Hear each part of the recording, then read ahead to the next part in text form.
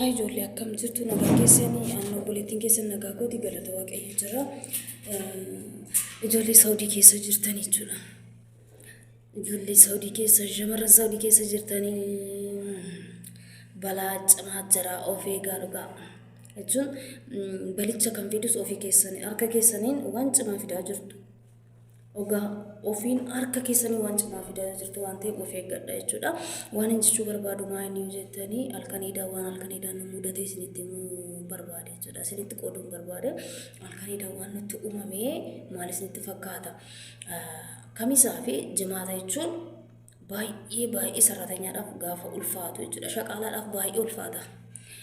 Guyyaan sun lamaan jechuudha. Keessumaan akka mana keenya yoo isinitti danataa taanaani bakka naan jirutti nama 14 ijoollee bicha jarri madaamii fi namichoota hunda dabalamin jechuudha. Nama 14 ijoollee 14 qabu. Ijoollee 14 jechuun haadha manaa lama jechuudha.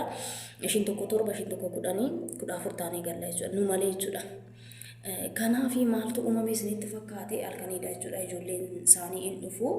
Ijoolleen isaanii gaafa dhufanii kamisaan dhufu jimaataa oolanii qidaamee galu jechuudha. Kanaaf maaltu uumame sarratanyaan isaan fidanii dhufanis Itoophiyaawidha.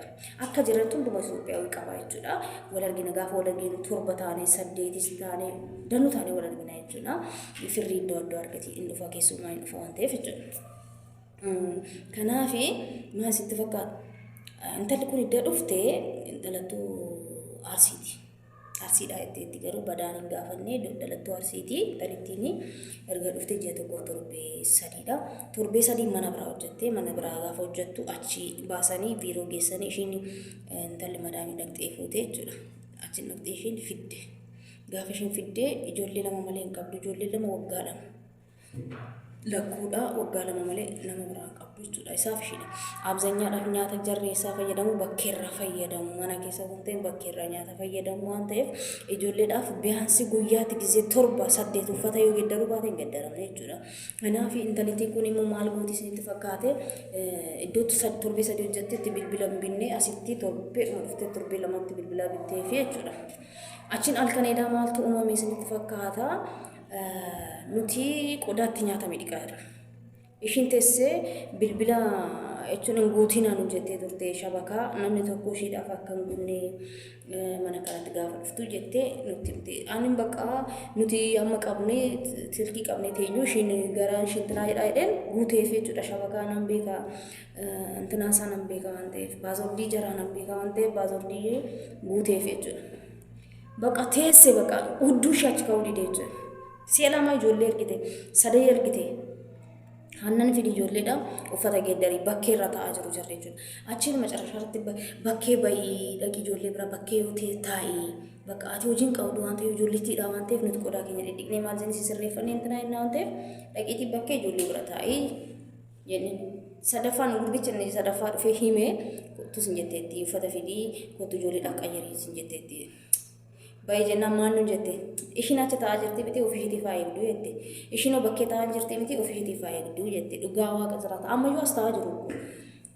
Kanaafi maaltu maal jettan isiin gaafa dhuftan amma idaa nama ofirraa kaffaltee hin fidne ji'a tokkoof torbee sadii idaa nama ofirraa kaffaltee hin fidne jechuudha. ግን maal ta'ee macarashaatti ofiishiitii dhufte. Gaafa dhuftu nuti qodaa dhiqaarra ishiin bilbila irra taa'aa jirti jechuudha. Achiin waan ishiin ibiddi nyaatti ibidda liqimsitee dhufte jechuudha dhugaa madaamiin ishee jechuudha. Ibidda liqimsitee dhufte jechuudha. Akkasitti godhataa dhufte. Gaafa dhuftu manichi mul'uun kaameeraa qabaa dhaggeeffadha. Ani tiiktookii gaafa hojjedhu ijoolleen tokkittii si faana tiiktookii koo hojjettee jaannaan si haariidhaan aan jetteetti jechuudha. Ijoolleen afaana tiiktookii hojjettu jechuudha. Akkam barbaade hojjedhee tiiktookii kana nan faarfadhaayyuu naa qabii madaamiidhaan yoo jedheeyyuu na kaafti naa qabdi bilbila naa qabdi jechuudha. Gaarummaa ishee keessatti jechuudha. Kanaaf ishiin intalli eedaa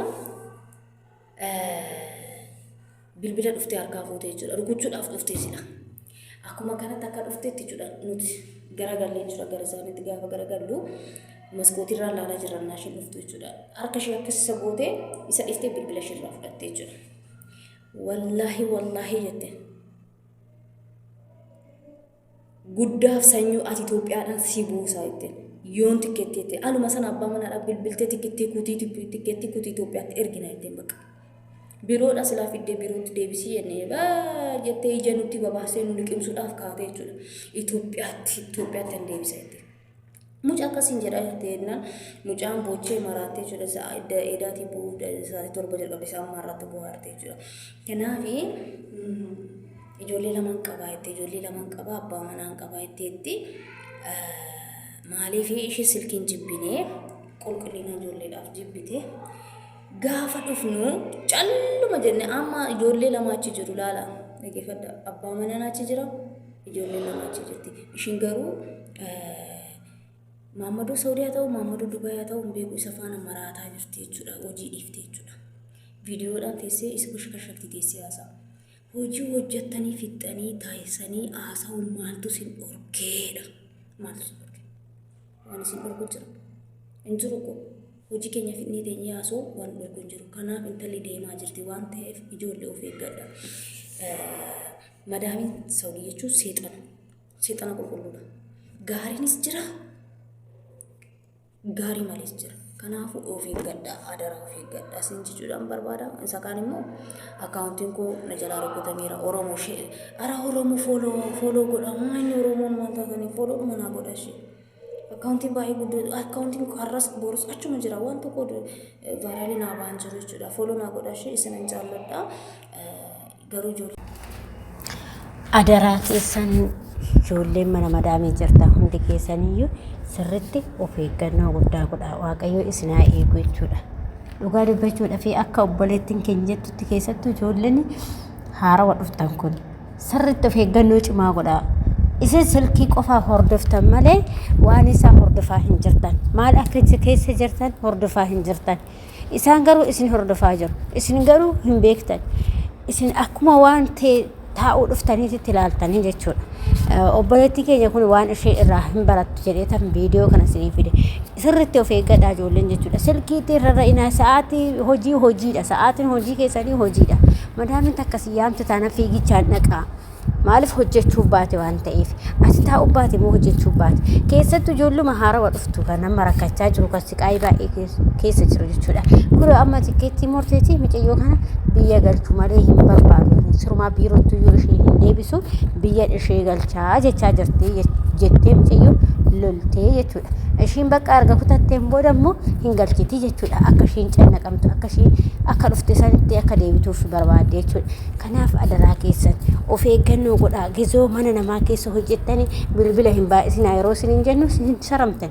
Ani dhugaa dubbachuudhaaf keessaa dhuguma sitti ijoollee haarawatti dhufte baay'inaan ijoollee laayivii irra taa'an arga jechuudha. Ijoollee waggaa tokko waggaa lama keessattuu laayivii tiktookii gubbaa taa'a. Dhugaa rabbi ijoollee nama keessa turre laayivii irra hin jiranii jechuudha. Warra kun akkas jaazaa jira yoo ta'e malee jechuudha. Hin jira hin seenan maaliif hin beeku waan ta'eef. Yaamnan gizuma tokkicha naam jennu fiignee dhaqnaa jechuudha. Gizee takkaan alatti si yaamanii saniin booda akka rakkina akkasirraan gahan beekin lamaa sadii sitti deebinaan jechuudha. Kanaaf of eeggannoo keessan cimsaa hojjettan sanitti silkii hin baay'isinaa.